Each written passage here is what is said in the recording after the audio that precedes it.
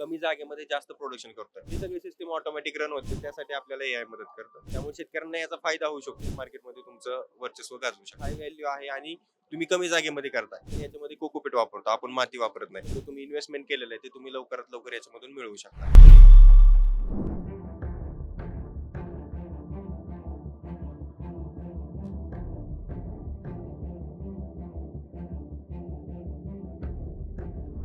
नमस्कार, मी Deepak Darade for the people न्यूजमध्ये आपलं सर्वांचं स्वागत आहे. मंडळी, स्ट्रॉबेरी बघत असाल तुम्ही. मी महाबळेश्वरला गेले तर तुम्ही शेतीमध्ये स्ट्रॉबेरी बघितली असेल, पण हे हँगिंग गटर सिस्टीम आहे आणि याच्यामध्ये हे स्ट्रॉबेरी लागलेली आहे. आणि वरती जर तुम्ही बघितलं तर हे सोलर पॅनल आहेत आणि सोलर पॅनल मधलं हे पॉली हाऊस म्हणता येईल ह्याला. ही सगळी वातानुकूलित सगळी यंत्रणा आहे त्याची, आणि त्यावर सगळे हे चालू आहे. ही स्ट्रॉबेरी अशी आहे आणि हे सगळं पलीकडं फुलं दिसतील तुम्हाला. वेगवेगळ्या प्रकारची फुलं आहेत. फुलं शेती त्याला आपण अशी या सोलर पॅनल सिस्टीम असलेल्या या पॉली हाऊसमध्ये ती करू शकतो. परंतु आता अनेकांना प्रश्न पडेल की अरे ते solar panel, solar energy, hanging support gutter system असेल, याच्यामध्ये हे कसं परवडणार? कारण सामान्य शेतकऱ्याला हे कसं शक्य आहे परवडायला? हे नाही परवडू शकत. परंतु अनेक प्रकारचा म्हणजे अनेक व्यवसायाच्या संधी जशा असतात तशीच ही सुद्धा एक व्यवसायाची संधी आहे. आता तुम्हाला कसं ते हेच समजून सांगण्यासाठीचा हा व्हिडिओ आहे, त्यामुळे शेवटपर्यंत बघा. नमस्कार, आपलं स्वागत आहे फॉर द पीपल न्यूज मध्ये. मला सांगा, ही सगळी हँगिंग गटर सिस्टीम मध्ये, सपोर्ट सिस्टीम मध्ये ही स्ट्रॉबेरी आहे, पलीकडं फुलं आहेत, फुल शेती आहे, वरती सौर पॅनल आहेत. भारतातला हा पहिला प्रयोग तुम्ही मगाशी बोलताना मला म्हणाले. काय नेमकं हे कसं चालतं? एआयचा वापर म्हणजे आर्टिफिशियल इंटेलिजन्सचा वापर याच्यामध्ये कसा होतो आणि ही शेती कशी आहे? तर याच्यामध्ये एआयचा वापर म्हणायचं गेलं तर यामध्ये आपण काय केलेलं आहे की सेन्सर्स वगैरे याच्यामध्ये इंटिग्रेट केलेले आहेत.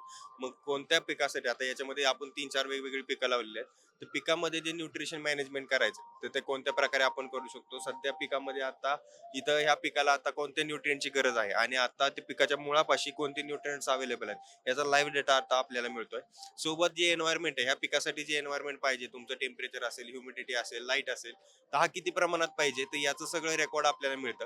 जर समजा टेम्परेचर आपलं जास्त आहे, पिकासाठी गरजेचं कमी आहे, म्हणजे टेम्परेचर कमी लागणार आहे, तर तो आपल्याला अलार्म देतो की हा तुमचं टेम्परेचर वाढत आहे, पिकासाठी ते हार्मफुल आहे, तर तुम्ही ते थोडंसं कमी करा. किंवा जर आपण ऑटोमेशन वापरत असेल तर तो ऑटोमॅटिकली तुमचे फॉगर्स असतील, कूलिंग पॅड असतील, एक्झॉस्ट फॅन असतील, हे सगळी सिस्टीम ऑटोमॅटिक रन होते आणि तुमचं एन्व्हायरमेंट कंट्रोल केलं जातं.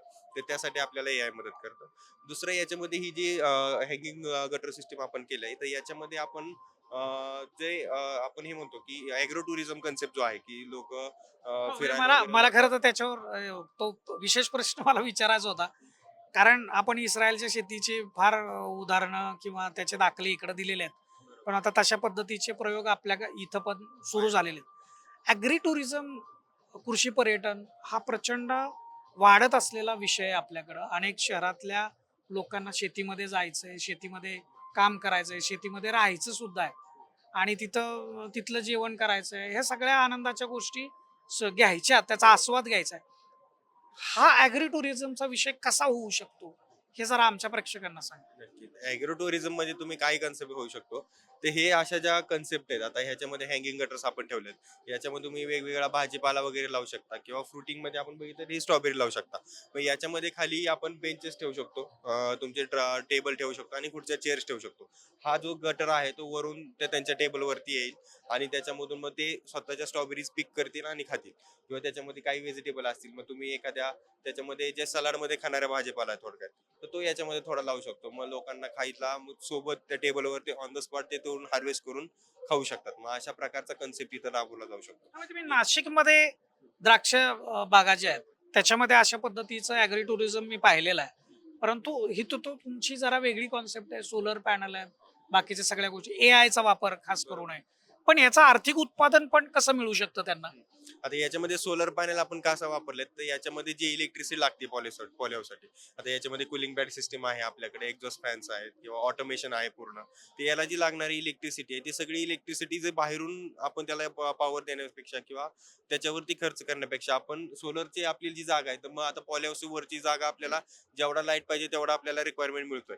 म्हणजे एक्स्ट्रा जे स्पेस आहे किंवा मग त्याच्यामध्ये अल्टरनेट आपण पॅनल टाकले सोलर पॅनल, जेणेकरून लागणारी इलेक्ट्रिसिटी पण तयार होईल, झाडाला लागणारा सफिशियंट सनलाईट पण मिळेल.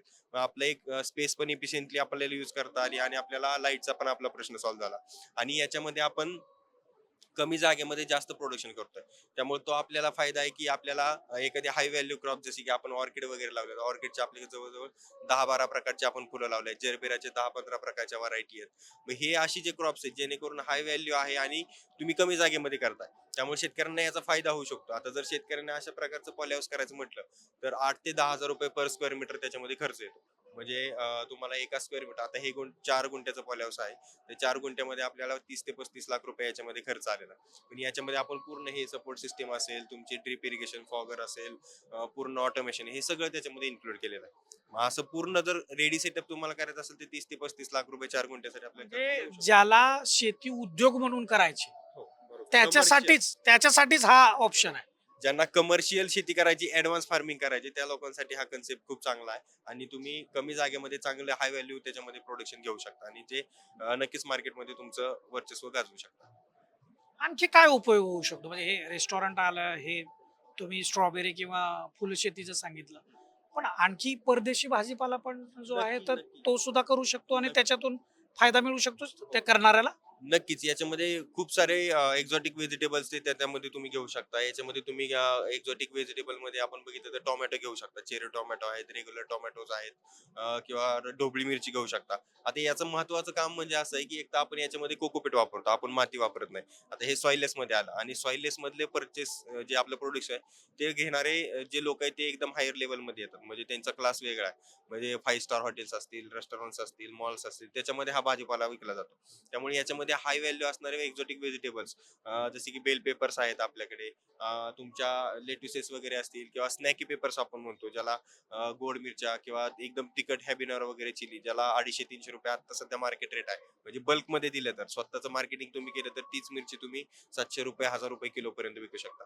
म्हणजे एवढे हायर रेट असणारे क्रॉप्स तुम्ही याच्यामध्ये घेऊ शकता आणि तुमचा ब्रेक इव्हन जो तुम्ही इन्व्हेस्टमेंट केलेलं आहे ते तुम्ही लवकरात लवकर याच्यामधून मिळवू शकता. मंडळी, शेती करणं म्हणजे आता पारंपरिक शेती करण्याचे दिवस बऱ्यापैकी संपलेले आहेत. तर शेतीला उद्योग म्हणून जर तुम्ही बघत असाल तर हा ऑप्शन तुम्ही विचार करायला हरकत नाही. खर्चिक आहे. म्हणजे 4 गुंठ्यासाठी त्यांनी सांगितलं की किती 35 लाख रुपये खर्च येईल असं ते म्हणतात. पण उद्योग करायचा असेल तर भांडवल पाहिजेच, गुंतवणूक आलीच.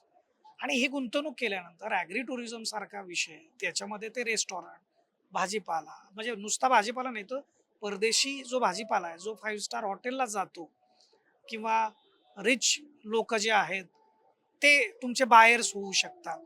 तर हे एक ऑप्शन तुम्ही याच्यामध्ये मिळू शकतात तुम्हाला. आणि या पद्धतीनं AI ची मदत घेऊन, सोलर पॅनल म्हणजे सोलर एनर्जीची मदत घेऊन त्या अशा पद्धतीची जर तुम्ही प्रयोग केला तर याच्यातून तुम्हाला चांगलं उत्पन्न हे भेटू शकतं. खरं तर हा एक उद्योग होऊ शकतो. नुसतं उत्पन्न किंवा ही पोट भरण्यापुरताचा विषय नाहीये. हा व्यवसायाचा, उद्योगाचा विषय होऊ शकतो. याविषयी विचार करायला हरकत नाही तरुण शेतकऱ्यांनी. आणि अधिक एक्सप्लोर करा, व्यवस्थित माहिती घ्या आणि त्यानंतर तुमचं पाऊल टाका. कॅमेरामॅन रोहित वनकटेसह मी Deepak Darade, for the people news, Baramati.